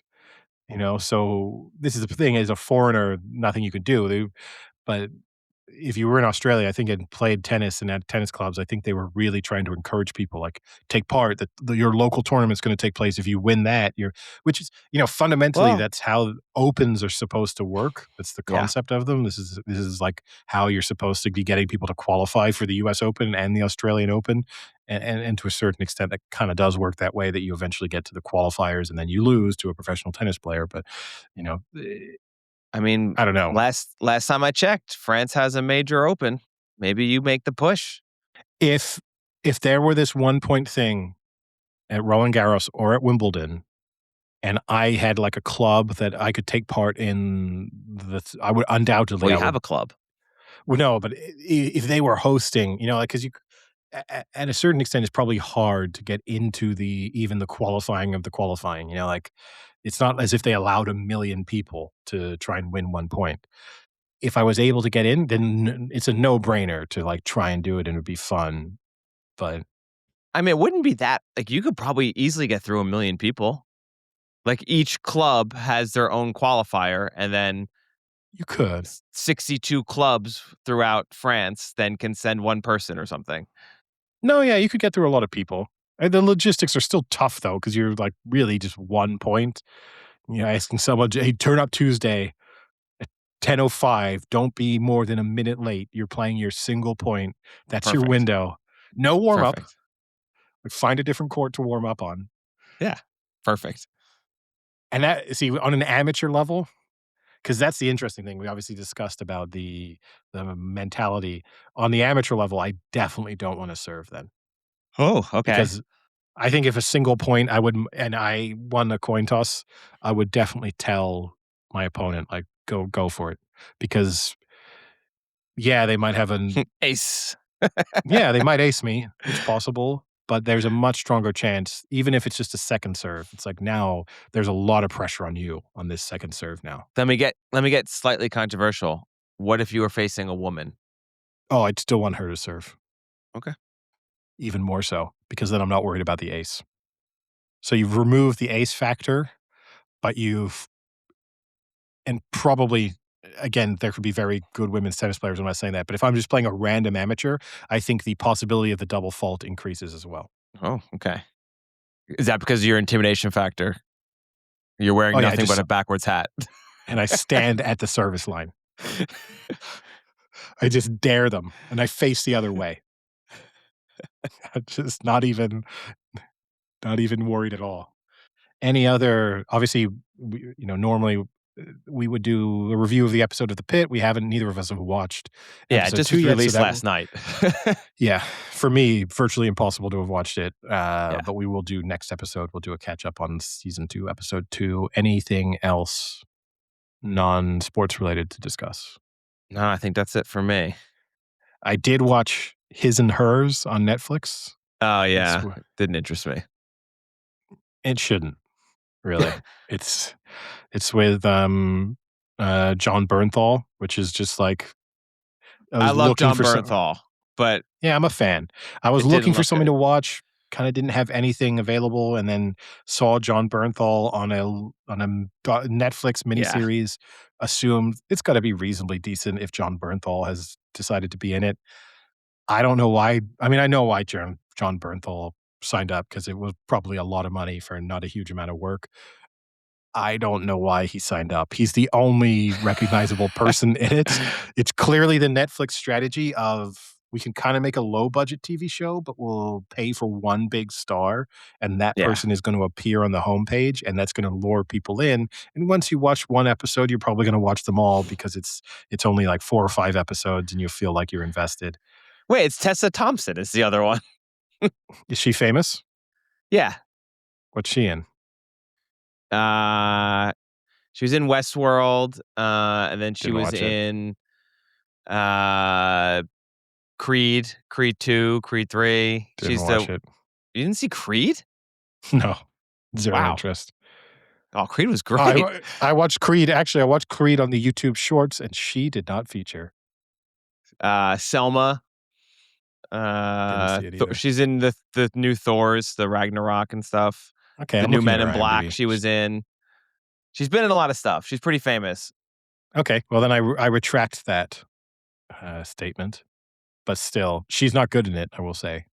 I'll say that. But yeah, not overall not a good show. It's like good passive watching, I suppose. It's not bad. It's like a murder Did you mystery. watch the Matthew Reese one? And Yeah. The is it Beast better in or Me. worse than that? The Beast in Me. It's worse, for Okay. sure. The Beast in Me, again, is not spectacular TV, but it's reasonably good. The Beast in Me is good background watching. I watched it when I was cooking pretty much every day. The Beast in Me, they both actually kind of similar in that The Beast in Me is like Claire Danes playing a stereotype of Claire Danes. because she's basically just reprising her role in Homeland, but doing it in a different scenario. This kind of John Bernthal playing as like a caricature of John Bernthal, including there's a moment where he does the like, no, no, no, no, no, no, and so the sort of meme that is made him more famous than any of his acting gets repeated within the TV show. So Oh, that's awesome. it's, I do love yeah, John Bernthal. he's good, and he's good in this. He delivers, but it's, and there's some twists. I'll give it that. Like, it's completely based on a book. I'm completely unfamiliar with the book that it's based on. Probably better by your reckoning, but Oh, probably. Isn't it always? yeah. Other than that, I know I had one other thing, but I cannot remember it. So it will have to be saved for another episode, I suppose. All right. I guess then with that, we'll call it a day. Sounds good. All right. Talk to you later. See ya. Cheerio.